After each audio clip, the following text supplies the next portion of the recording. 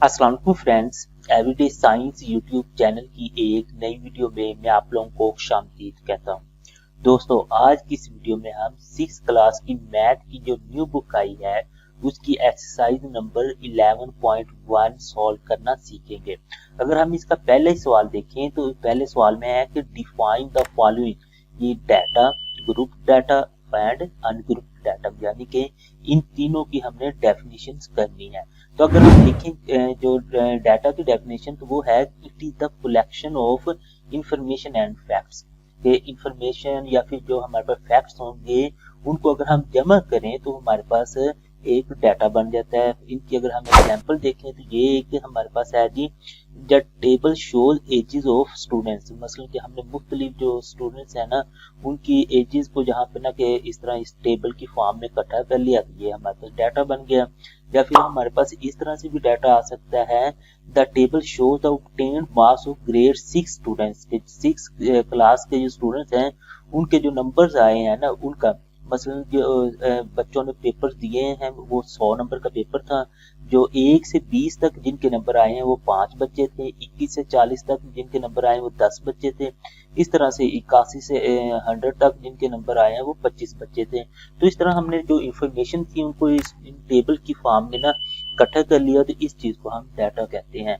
Next है हमारे पास ungrouped data, the data which provide information individually, कि जो एक एक बंदे की इंफॉर्मेशन हमें देगा उसे हम अनग्रुप्ड डाटा कहते हैं। यानी ये देखें, ये जो हमें इंफॉर्मेशन मिल रही है ये सबसे पहले आलिया की लैदा से है, शुमैला की लैदा से है, समरीन की लैदा से है, समीन की है, अलीजे की है, लाइबा की है। तो इस तरह हर मसलन के लड़की की ना इंफॉर्मेशन हमें अलग-अलग से मिल रही है, या फिर हर स्टूडेंट की इंफॉर्मेशन अलग-अलग से मिल रही है। जब हमें इंफॉर्मेशन अलग-अलग से मिलेगी तो वो हमारे पास अनग्रुप्ड डाटा होगा।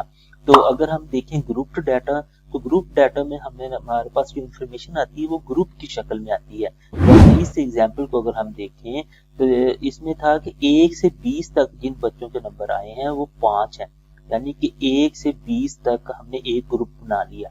फिर 21 से 40 तक हमने दूसरा ग्रुप बना लिया, फिर 41 से 60 तक तीसरा ग्रुप, 61 से 80 तक, इस तरह ना मतलब हमें ग्रुप्स बनानी है। तो जो ग्रुप की फॉर्म में इंफॉर्मेशन आएगी वो हमारे पास ग्रुप्ड डाटा होगा। तो ये इस तरह हमने पहले सवाल की ये तीनों डेफिनेशन है ये करनी है विद एग्जांपल्स। अब हम दूसरा सवाल देखते हैं। दूसरे सवाल में है observe the following tables and identify age group और अनग्रुप फ्रीक्वेंसी टेबल। ये कुछ टेबल्स हमें दिए हुए हैं दूसरे सवाल में। अब हमने इनको आइडेंटिफाई करना है कि इनमें से ग्रुप्ड डाटा वाला टेबल कौन सा है और अनग्रुप्ड डाटा वाला कौन सा है। जैसे मैंने आप लोगों को पहले ही सवाल में बताया है कि अगर तो हमें एक एक बंदे की इंफॉर्मेशन दी हुई है टेबल में तो वो हमारे पास अनग्रुप्ड डाटा है, अगर हमें ग्रुप की फॉर्म में इंफॉर्मेशन दी हुई है तो वो हमारे पास ग्रुप्ड डाटा है। अगर हम पहला सवाल देखें तो इसमें एक एक बंदे की इंफॉर्मेशन इंडिविजुअली दी हुई है, तो ये हमारे पास अनग्रुप्ड डाटा हो जाएगा।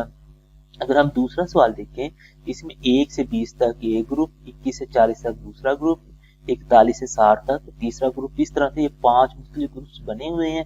तो ये हमारे पास जो इंफॉर्मेशन है ये ग्रुप्ड डाटा होगा। तो अब हम अगर तीसरा और चौथा सवाल देखें तो इसमें भी अगर हम देखते हैं तो ये ग्रुप बने हुए हैं 1 से 100 तक, 101 से 200 तक, इस तरह ये हमारे पास ग्रुप बने हुए हैं। तो ये ग्रुप वाला है तो ये ग्रुप्ड डाटा हो जाएगा। इसमें अगर देखें मंडे, ट्यूसडे, तो इस तरह ना जो हफ्ते के दिनों के नाम है ना उनके ना अलग-अलग से इंफॉर्मेशन एक एक दिन के, तो ये हमारे पास फिर ना अनग्रुप्ड डाटा हो जाएगा। इस तरह हमने ये दूसरा सवाल भी सॉल्व कर लिया। अब हम अगर तीसरे सवाल की तरफ आए तो वो ये है कि for each of the following right discrete variable और कंटिन्यूस वेरिएबल। अब हमने ये बताना है ये जो 6 सवाल नीचे दिए हुए हैं इनमें से डिस्क्रीट वेरिएबल कौन सा है और कंटिन्यूस वेरिएबल कौन सा है। तो इनके लिए हमें तो सबसे पहले ये पता होना चाहिए कि डिस्क्रीट वेरिएबल क्या होता है और कंटिन्यूस वेरिएबल क्या होता है। अगर हम देखें डिस्क्रीट वेरिएबल की तो हम ना के ऐसी चीजें जिन्हें हम गिन सकते हैं तो उनकी जो इंफॉर्मेशन होगी वो डिस्क्रीट वेरिएबल होगी। तो अगर ऐसी चीजें जिनकी हम सिर्फ इमेज कर सकते हैं उनकी जो इंफॉर्मेशन होगी वो हमारे पास कंटिन्यूस में होगी। अगर हम इधर देखें number of people in a school, एक स्कूल में लोगों की तादाद, तो लोगों की तादाद हम गिन सकते हैं, उनकी हम मैच नहीं कर सकते। इसका मतलब है कि जो पहला है ये हमारे पास डिस्क्रीट वेरिएबल है। दूसरा अगर हम देखें तो हमारे पास है जी मास ऑफ ए मोबाइल। अब हमारे पास जो मोबाइल है इसका अगर हमने मास मालूम करना हो तो उसे हम ना कि उसकी पे मैच करेंगे तो ये फिर हमारे पास कंटिन्यूस वेरिएबल हो जाएगा।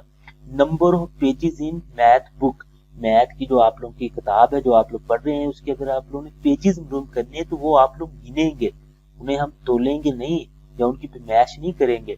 तो ये भी फिर हमारे पास डिस्क्रीट वेरिएबल हो जाएगा। द साइज ऑफ योर शू, कि आपने जो जूता पहना हुआ है उसका साइज कितना है तो उसकी हम मैच करेंगे, उसको हम गिनेंगे नहीं।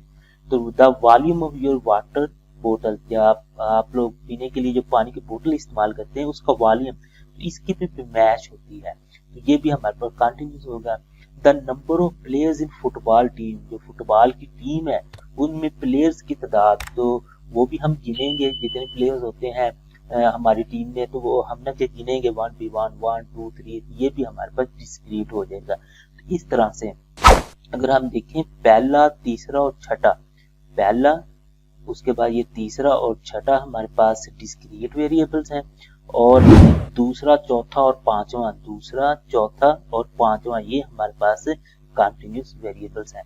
अब नेक्स्ट है एक और सवाल है, लास्ट सवाल जो है, a school keeps the record of blood groups of all the students who donate blood every year if it that record are discrete variable or continuous variable।